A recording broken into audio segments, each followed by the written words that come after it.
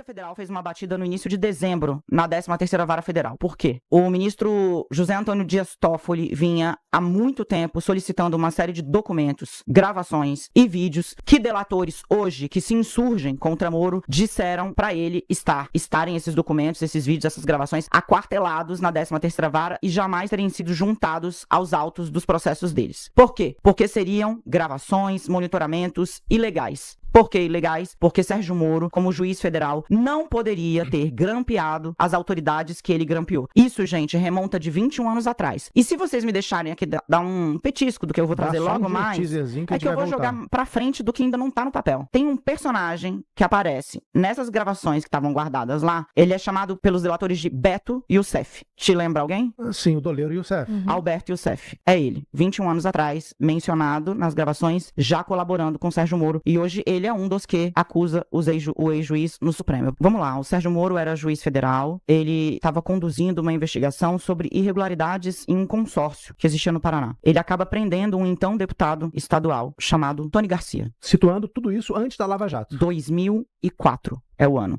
2004, 21 anos atrás. Quando ele prende esse deputado estadual, tem outros personagens que também são puxados para esse enredo. Personagens que tinham ligações políticas em Curitiba e no Paraná. O rolo é tão grande que o advogado, o nome dele é Sérgio Costa, era advogado do ex-deputado e decide fechar um acordo de delação que implica o próprio cliente.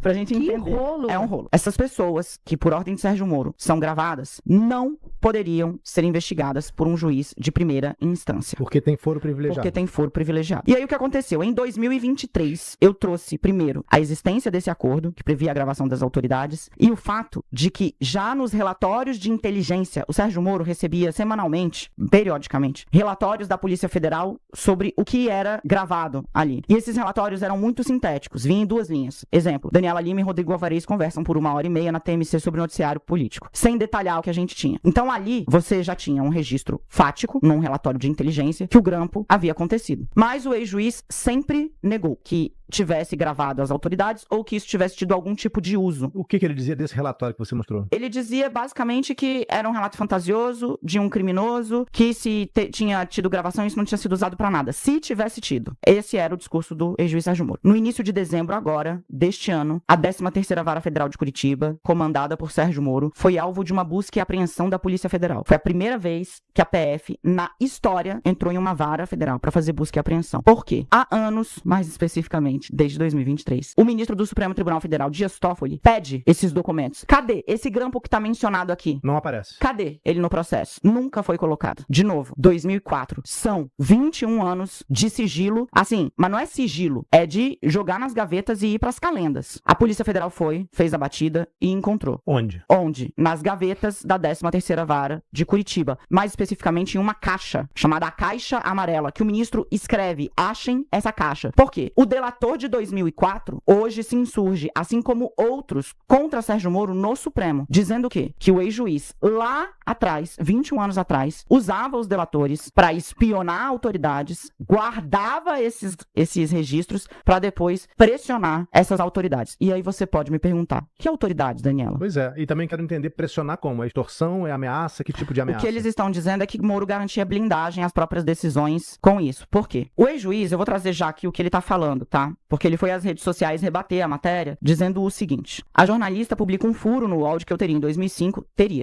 grampeado ilegalmente o ex-presidente do TCE Paraná. Primeiro, não é furo, ele tá dizendo. A mesma jornalista havia dado idêntica matéria em 2023. O que eu expliquei em 2023 é, relatórios da Polícia Federal traziam a menção sucinta à gravação. Eu tenho a transcrição de 40 minutos de um grampo feito com escuta ambiental, com um policial federal se passando por secretário, dentro do escritório do delator, com o então presidente do Tribunal de Contas do Estado. E neste grampo, o presidente do Tribunal de Contas do Estado questiona os métodos de Moro, diz que Moro age como policial, promotor e juiz e que ele está, de fato, buscando cercar as autoridades do Estado. É isso o que está ali. Além disso, hoje, na coluna, você entende que desembargadores do Tribunal Regional da 4ª Região, o que é isso? É a instância que supervisiona as decisões da primeira instância, ou seja, do próprio Sérgio Moro, quando juiz. Desembargadores relatam terem sido filmados. Inclusive, De novo, em grampos produzidos este por um outro delator, um advogado chamado Sérgio Costa, escuta gravação em câmera colocada em gravata. Eles dizem: tenho medo de ter sido gravado, tô com medo de que isso vaze, e contei pra minha mulher que eu tava numa festa. As gravações têm teor íntimo, não parte só de um desembargador, são vários. Esses desembargadores, segundo entende hoje, ou acusam esses delatores hoje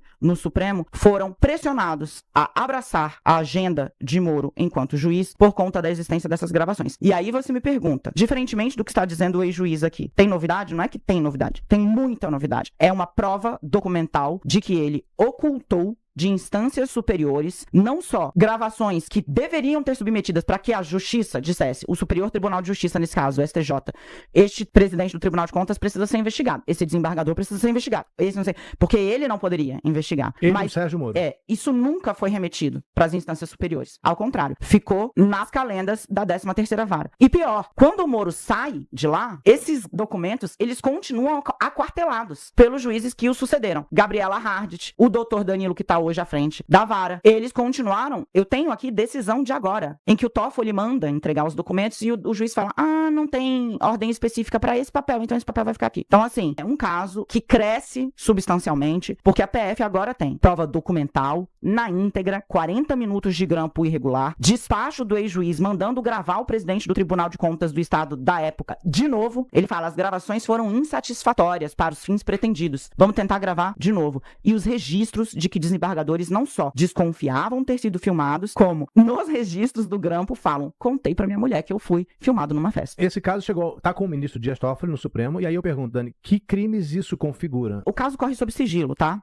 Por isso também, aqui ao contrário do que diz o juiz, é sim um furo. O caso corre sob sigilo. Qual é o entendimento de quem tá buscando a punição a Sérgio Moro? É de que houve crime continuado. O que o ex-juiz diz em última instância? Que se ele tivesse cometido uma irregularidade lá atrás, isso já teria prescrevido, porque são 21 anos. O ministro tem trabalhado, segundo a Polícia Federal, inclusive induzido pelos delegados, com a ideia de que isso se manteve até agora. Tanto que ele precisou determinar a primeira busca e apreensão da história em uma vara federal para adquirir essas provas. E nesse caso não prescreve? Se for crime continuado, se o Supremo entender que sim, não.